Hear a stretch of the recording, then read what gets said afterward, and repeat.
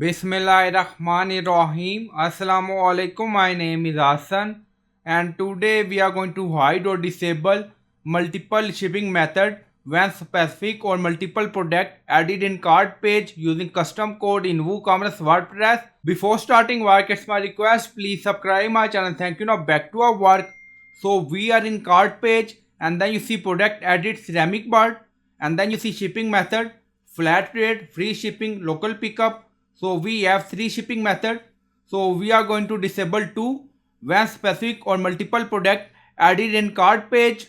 Now go to edit product, and then you see product ID 4703. So you can add product ID in custom code according to requirement. Now go to dashboard. On left side you see plugin. So click on add new plugin. So after adding custom code, we are going to remove WooCommerce cache. So after that our code will work, and then in search plugin write WP code. So this is plugin WP code. Insert header and footer we will use. So you will install this plugin and activate it, and after activation on left side you see code snippet, and then you see add snippet. So click on it. Then you see add your custom code. So again click on it. So after adding custom code, we are going to remove WooCommerce shipping cache.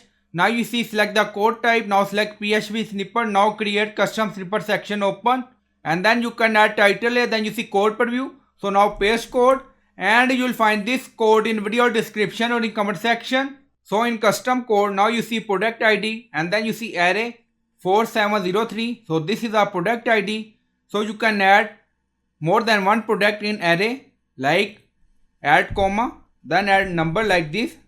So you can add more than one product in array. So you can add product ID according to requirement, and then you see another array method ID to remove.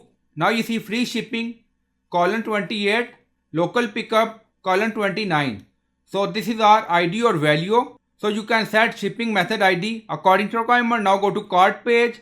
Now you see free shipping, right click on it, and then click on inspect. So we are in inspect element, and then you see input type radio, and then you see value free shipping colon 28. So we are using this value in custom code.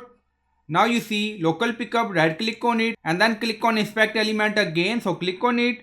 Now you see input type radio, again you see value local pickup colon 29. So we are using this value in custom code.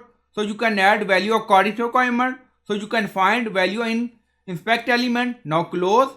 Now back to code. Now you see we added free shipping colon 28, local pickup colon 29.